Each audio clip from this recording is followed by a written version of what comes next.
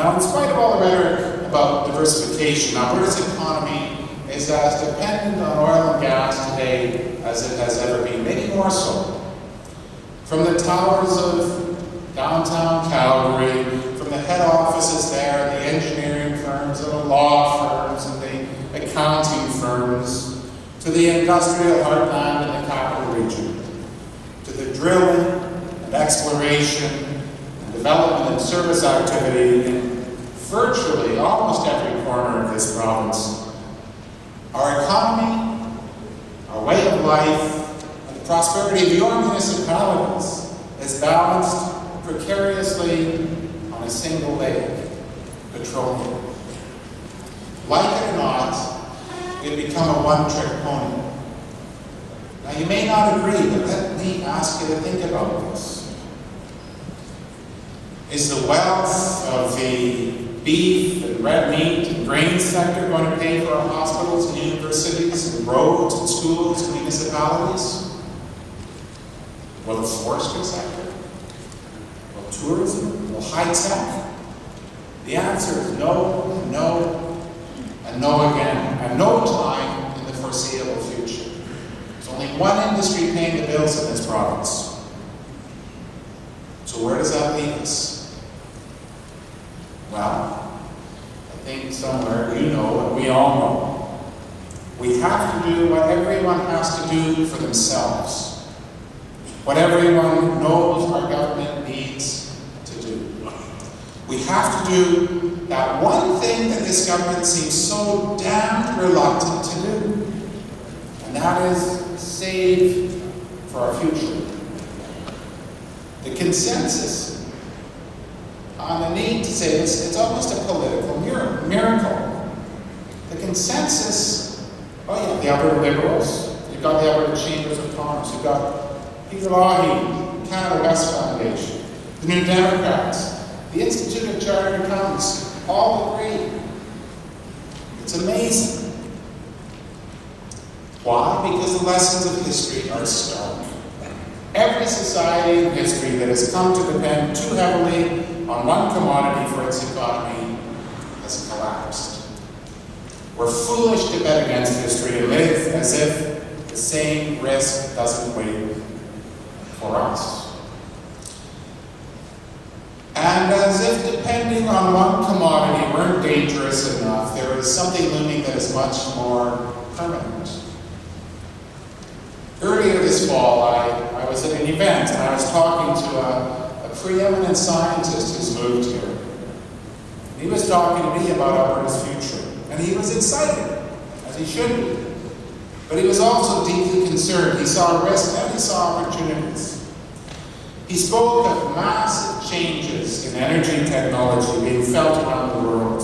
Huge advances in battery technology, energy efficiency, solar power, renewables. He predicted that in 20 years, petroleum will be substantially obsolete as a transportation and heating fuel. The price drop at that point will be permanent. Are you skeptical? Well, look around. A revolution in energy isn't coming. It's here. It's already knocking on the door. Just look at the trend. One block from my house, there's a beautifully renovated home that is heated year-round without any connection to the natural gas grid, right in central Edmonton. A couple of blocks beyond that, there's a house nearing completion that will generate more energy in a year than it consumes. So yes, it's a house, but it's also a mini power plant. Large commercial buildings, office buildings, industrial buildings in Alberta are getting off the natural grid. They're replacing it with geothermal and passive solar.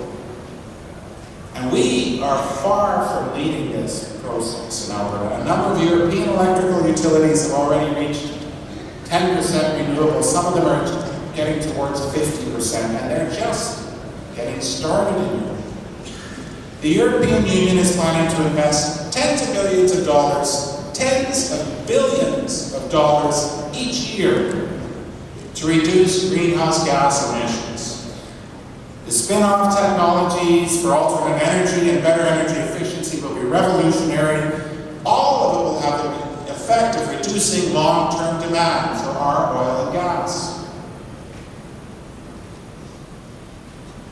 A couple of years ago, the chief economist at the CIBC said, "The world is waging war on carbon." Well, he was right.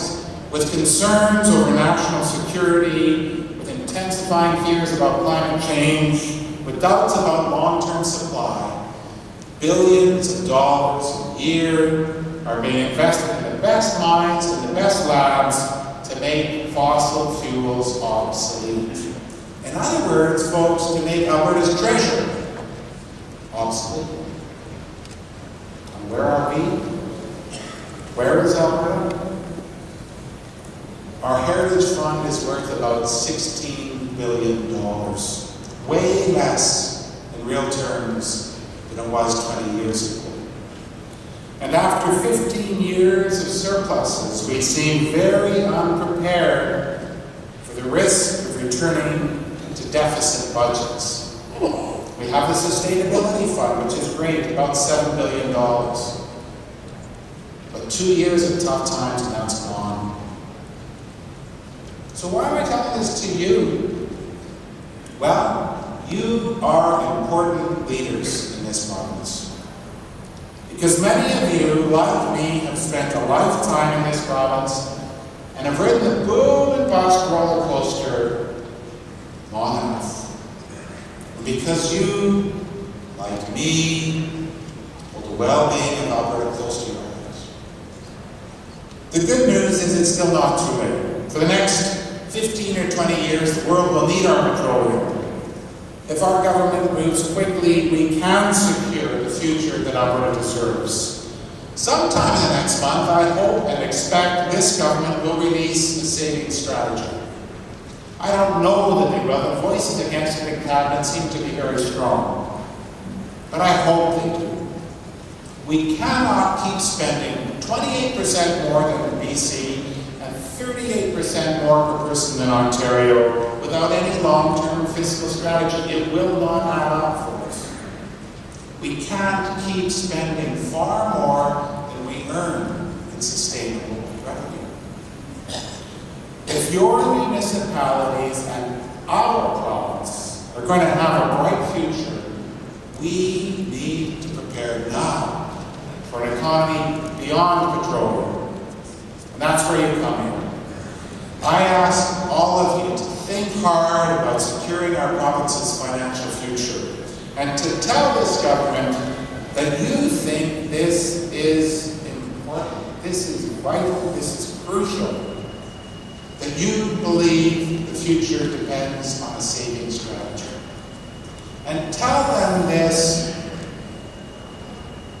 not just as municipal councillors, but as Albertans and as leaders. Thank you very much.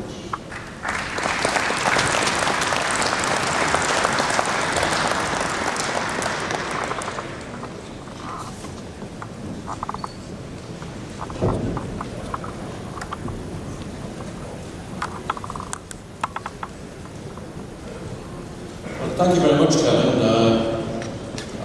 I'll just make the